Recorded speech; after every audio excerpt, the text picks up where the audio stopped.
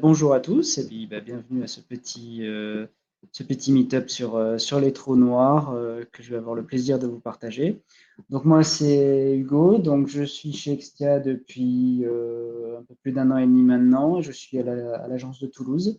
Donc actuellement je fais une mission dans la cybersécurité, mais voilà, il n'y a pas que l'IT non plus dans la vie. Donc comme je suis un peu passionné d'astronomie, je vais vous partager ça ce soir avec ce petit meet-up sur les trous noirs. Je vais commencer par vous raconter une petite histoire qui va me permettre en fait ensuite de vous expliquer un petit peu tout ça, le fonctionnement des trous noirs et le pourquoi du comment. Donc notre histoire commence dans une galaxie très lointaine. Alors non, dans cette galaxie, il n'y a pas de chevalier Jedi ni de sabre laser. Il y a juste un nuage. Alors pour ceux qui ne sont pas au courant, vous allez certainement vous demander où je veux en venir, mais c'est normal, c'est tout à fait normal. Vous allez assez vite comprendre pourquoi. Ce petit nuage, pas si petit que ça d'ailleurs, qui est constitué en grande partie surtout d'hydrogène, se trouve voilà, dans la galaxie, dans un coin de l'univers. Mais il se trouve qu'au fur et à mesure où le temps passe, notre nuage, il va commencer à se condenser de plus en plus, puis de plus en plus, devenir vraiment condensé, de plus en plus compact. Puisqu'en fait, chaque élément qu'il constitue, donc ces atomes, sont soumis à la gravité, donc ils s'attirent petit à petit, notre nuage devient de plus en plus dense. Si on zoome un petit peu dedans, en fait, donc là, une petite représentation de nos gentils petits atomes qui bougent dans tous les sens, plus notre nuage, en fait, est condensé, plus la pression et la température en son sein vont augmenter.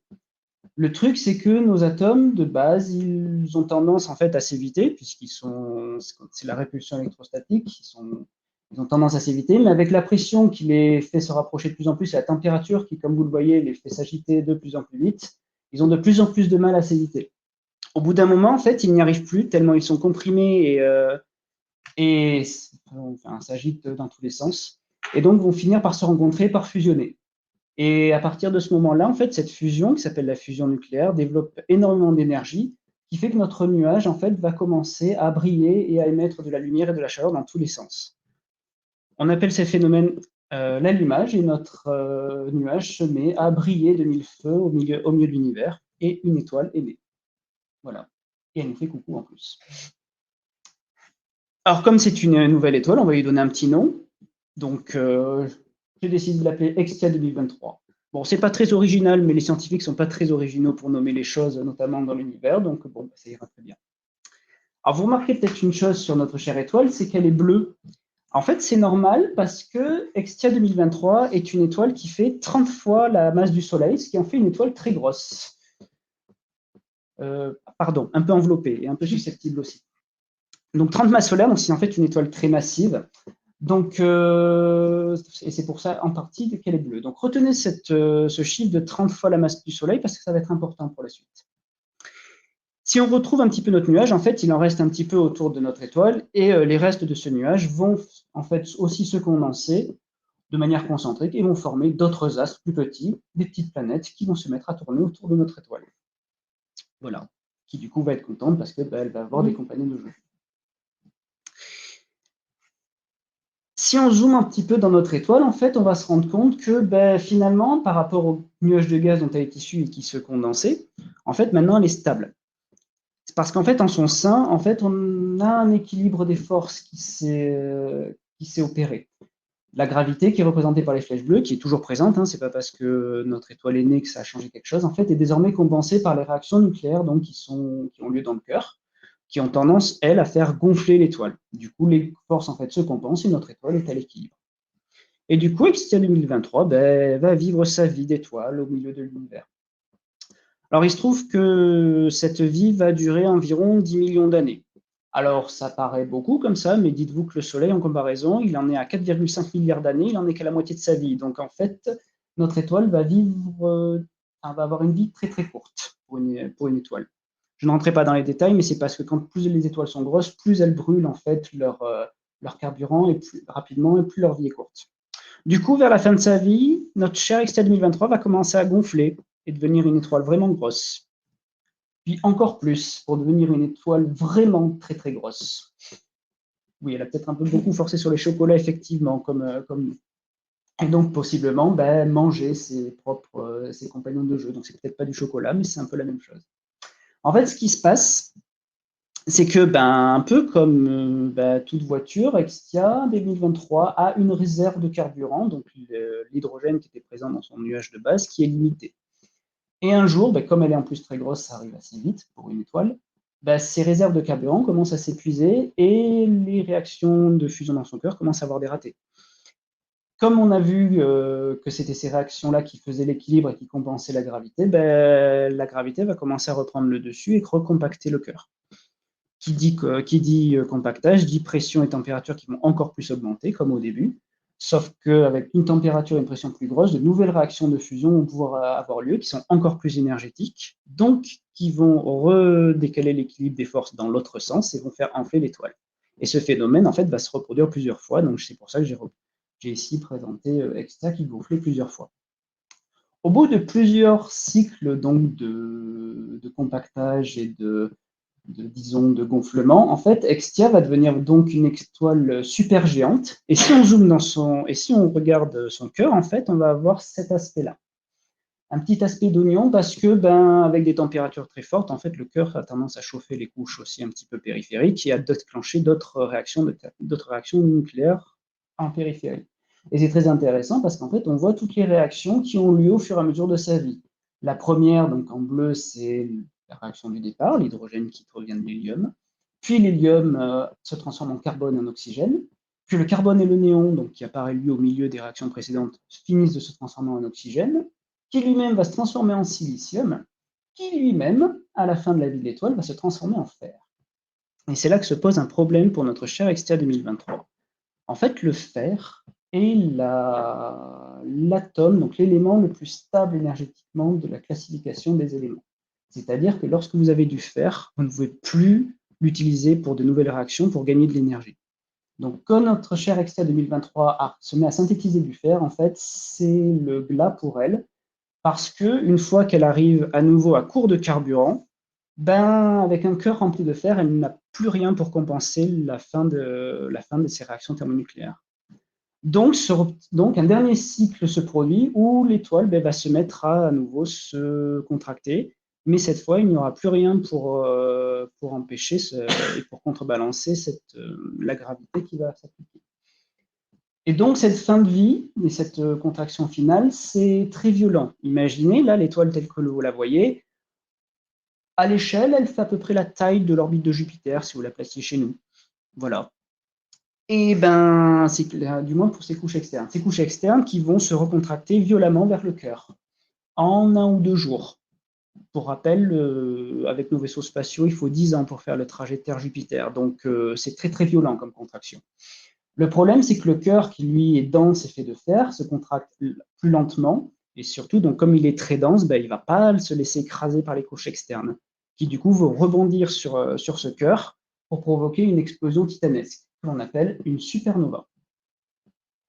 Durant cette explosion énorme, donc, les couches externes vont être expulsées partout dans l'espace pour être repoussées et pour former ce qu'on appelle une nébuleuse. Donc l'exemple que je vous ai donné, que je vous montre à l'écran, en fait, existe vraiment, c'est celle qu'on appelle la nébuleuse du crabe. Et pour vous donner une idée de la violence de l'explosion qui l'a produite, lorsque celle-ci a vraiment eu lieu, c'était au XIe siècle, l'explosion a été visible en plein jour pendant 3 semaines. Voilà, oui, c'est violent. Ce que vous voyez là, ce sont donc le reste des couches externes qui ont été expulsées de notre étoile. Et donc, si vous vous souvenez bien de mon chiffre des 30 masses solaires du début, ce que vous voyez là, c'est à peu près 24 de ces masses solaires. Le truc, c'est qu'il nous en reste 6. C'est notre cœur qui était plein de fer. Comme les réactions nucléaires ont fini par s'arrêter en son sein, lui aussi, comme il est gros, il a recommencé à se contracter, à s'effondrer sur lui-même. Or, à 6 masses solaires, notre cher Albert Einstein, que vous devez probablement tous connaître, nous explique qu'en fait, avec une telle masse, il n'y a rien qui peut s'opposer en fait à la gravité, surtout sans réaction thermonucléaire pour s'y opposer. Du coup, notre cœur, le cœur de notre pauvre étoile, de notre pauvre Exia 2023, en fait, s'effondre sur lui-même sans jamais s'arrêter. Et du coup, si on zoome au centre de notre nébuleuse pour chercher le cœur, ce qu'on va y trouver, c'est le reste du cœur effondré, c'est-à-dire un trou noir. Et donc voilà pourquoi je vous ai fait cette petite introduction un peu longue. C'est pour vous expliquer d'où vient un trou noir. En fait, il se crée à la mort d'une étoile supermassive quand son cœur s'effondre une fois que les réactions nucléaires se sont terminées. Donc voilà. Donc maintenant que je vous ai raconté cette petite histoire pour vous expliquer comment un trou noir se forme, je vais maintenant pouvoir revenir sur le formulaire, sur le questionnaire et vous expliquer les réponses. Du coup, à la première question, quelle était la taille d'un trou noir? Est-ce que vous pourriez me redonner les résultats du sondage? Je ne les ai pas forcément à l'écran en direct. Alors la réponse, la réponse qui a le plus grand pourcentage, c'est extrêmement grand, une galaxie ou plus grand encore. D'accord, effectivement. Alors j'ai Victoria qui me le montre gentiment aussi en direct, effectivement. Et donc 19, très bien. Eh bien la réponse, c'est que c'est extrêmement petit. Alors c'est assez contre-intuitif, mais c'est parce qu'on a une vision très très biaisée des trous noirs, notamment dans les cinémas, dans les films, etc. En fait, ce que vous voyez à l'écran, ce que je vous montre, donc la boule noire, comme dirait l'autre, en fait, ce n'est pas le trou noir. Le trou noir se trouve au centre et caché au centre de cette boule, qui, elle, est en fait son horizon des événements. Ce qui se passe, en fait, c'est que, donc, ce que je vous disais à la fin de ma petite histoire, et donc du destin de cette pauvre Extea 2023, en fait, le trou noir que vous voyez à l'écran, c'est le résultat de l'effondrement de son cœur. Ce que nous dit Einstein, en fait, c'est qu'avec une masse suffisante, donc ici 6 masses solaires, l'effondrement final du cœur d'une étoile ne s'arrête jamais. Et quand je dis jamais, c'est-à-dire que le cœur s'effondre jusqu'à avoir un volume nul, vraiment une taille de zéro. En physique, on appelle ça une singularité. En fait, un trou noir est littéralement un point dans l'espace. Comme lorsque vous étiez à l'école, que vous mettiez un point sur votre feuille de papier, mais un trou noir, c'est pareil, mais en 3 dimensions. Ça n'a littéralement pas de taille. Donc c'est pour ça que c'est extrêmement petit, parce que c'est littéralement la chose la plus petite qui puisse exister. Ça n'a littéralement aucune taille, aucun volume. Mais en fait, on fait souvent la confusion avec donc l'espèce de boule noire qui l'entoure et qui est son horizon des événements. Et du coup, je vais revenir sur cet horizon des événements aussi dans la question suivante. Donc, la question était, est-ce qu'on peut voir un trou noir? Donc là, quelle était la réponse donnée? Non. On me dit non. Et effectivement, c'est bien la bonne réponse. Donc l'explication, effectivement, elle vient avec ce fameux horizon des événements. Donc là, je vais vous reprendre un petit peu très, très rapidement et sans rentrer dans les détails, mais vous reparler en fait de Newton, que vous avez peut-être vu au lycée. Lorsque vous avez en fait donc ce que nous dit Newton, en fait, c'est que la gravité dépend de la masse et dépend donc de notre distance. En fait, lorsque vous avez un astre, peu importe lequel, la Terre, la Lune, le Soleil, un trou noir, n'importe lequel, vous allez, pour pouvoir vous en échapper, c'est-à-dire vous arracher à son attraction gravitationnelle, vous allez devoir avoir une certaine vitesse. En fait, ce que l'on peut dire, c'est que, donc, encore une fois, je ne vais pas vous afficher les formules, mais qu'en gros, l'énergie cinétique, donc l'énergie de votre vitesse, doit vaincre l'énergie de gravité du trou noir, l'énergie potentielle qu'on avait vue en physique. Et si on prend ces équations, qu'on les triture un peu, en fait, on arrive à un résultat qui nous dit que la densité de notre astre, donc de notre trou noir ici, ou de la Terre, la Lune, le Soleil, n'importe lequel, enfin, que la vitesse de libération, pardon, va dépendre de la densité de l'astre. Et du coup, si la densité de notre astre augmente, la vitesse de libération pour arriver à s'en échapper augmente aussi. Donc très bien, vous allez me dire, mais pourquoi le trou noir, on ne peut pas le voir? Parce qu'en fait, il se trouve qu'il y a quelque chose de très intéressant pour le trou noir, c'est que quand il s'effondre et qu'on fait les calculs, au bout d'un moment, on trouve comme résultat que la vitesse de libération devient plus grande que la vitesse de la lumière. Et en fait, c'est à ce moment que l'horizon des événements apparaît. C'est la frontière à partir de laquelle même la lumière n'est plus assez rapide pour pouvoir s'en échapper. Et donc, entre le trou noir et son horizon des événements, on est donc dans une zone où il faudrait aller plus vite que la lumière pour s'en échapper, et inversement de l'autre côté. Et c'est pour ça qu'on ne peut pas voir un trou noir, parce qu'en fait, il est caché derrière son horizon des événements et que même la lumière ne peut pas s'en échapper. Donc forcément, on ne peut pas le voir.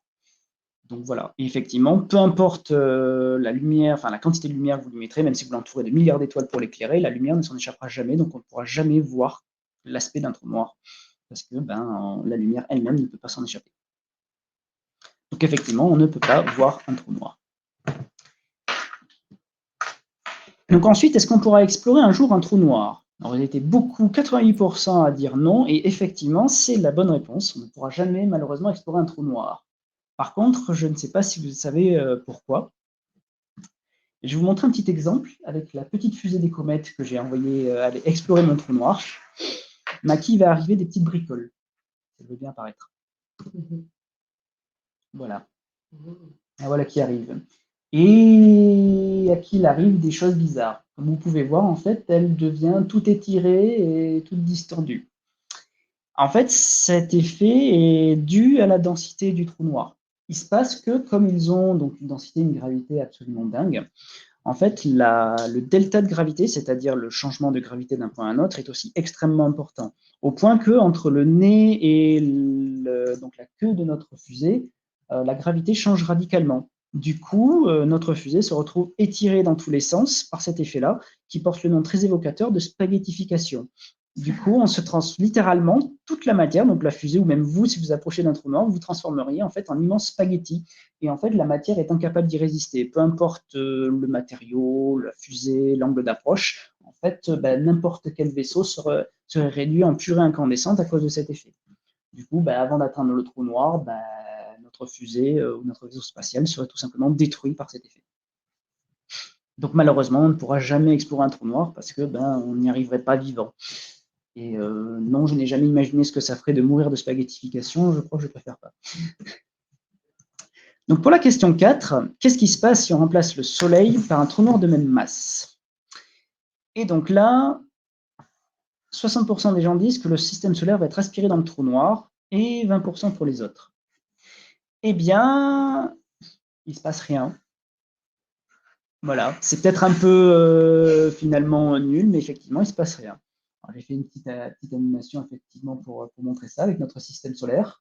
Les étoiles, les planètes qui tournent autour du Soleil. Et puis, si je remplace par le trou noir, il ne se passe rien.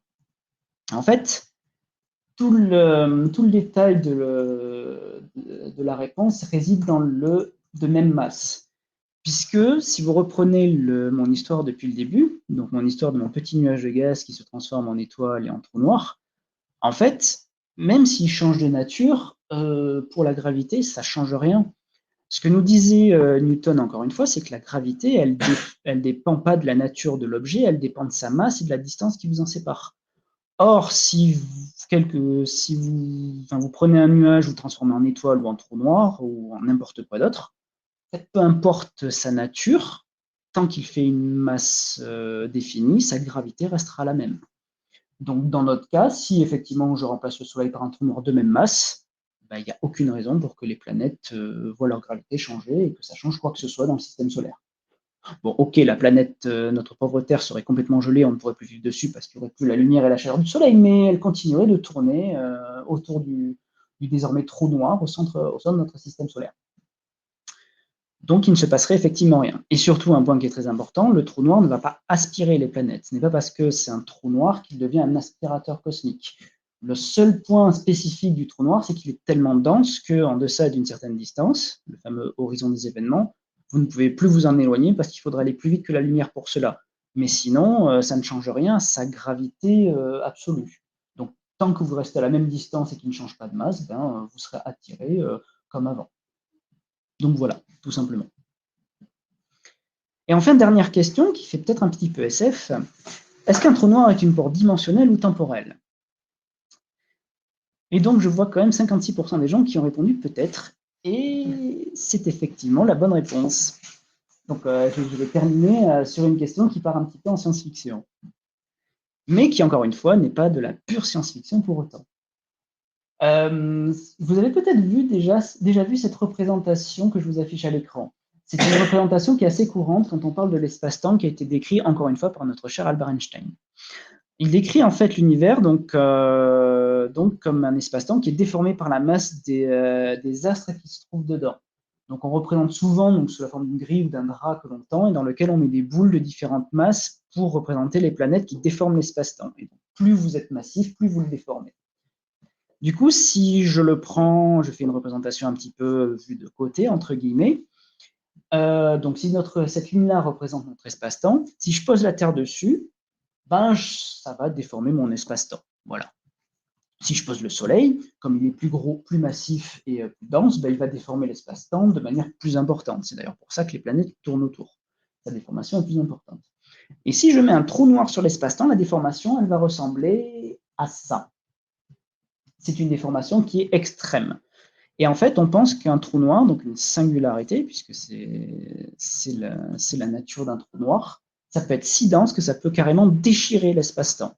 Et donc, cette déchirure, en fait, elle pourrait mener ailleurs et donner quelque chose comme ceci. C'est ce que l'on appelle un trou de verre. C'est une notion qui apparaît beaucoup dans la science-fiction. Ceux qui ont vu le film Interstellar savent de quoi je parle. Mais ce n'est pas juste une invention de la science-fiction. Ça a été théorisé notamment par Einstein, mais pas que par lui. En fait, donc, cette déchirure de l'espace-temps qui est provoquée par un trou noir pourrait donc effectivement créer un trou de verre. Et donc, ce trou de verre, il pourrait donc mener ailleurs. Il pourrait mener théoriquement vers un autre endroit de l'univers, il pourrait mener vers un autre univers ou vers une autre époque, puisqu'on parle d'espace-temps. Mais par contre, bon, c'est très sympa tout ça et ça ouvre beaucoup de perspectives, mais malheureusement, c'est pas tout à fait exploitable. Et on n'est pas sûr d'ailleurs que ce soit réellement le cas. Le premier élément qui vient nous limiter un peu dans nos fantasmes, si je puis dire, c'est que si le trou noir est une entrée de trou de verre parce que la matière y est attirée et n'arrive pas à en ressortir, il faut qu'il y ait quand même une sortie. Et la sortie, en fait, c'est ce qu'on appellerait des fontaines blanches, c'est-à-dire des zones où il y aurait une gravité négative qui éjecterait de la matière. Et ça, on n'en a pas observé jusqu'à présent, si tant est qu'elles existent. Le deuxième élément qui nous gêne pour utiliser ces trous de verre, c'est que, selon la théorie, s'ils existent, ils ne sont ouverts que pendant un temps qui est extrêmement petit, qui est proche du temps de Planck, qui est la mesure du temps la plus petite qu'on puisse faire dans l'univers. Pour vous donner une idée, c'est de l'ordre de 10 puissance moins 24 secondes, donc comment vous dire qu'on n'a pas vraiment le temps de traverser.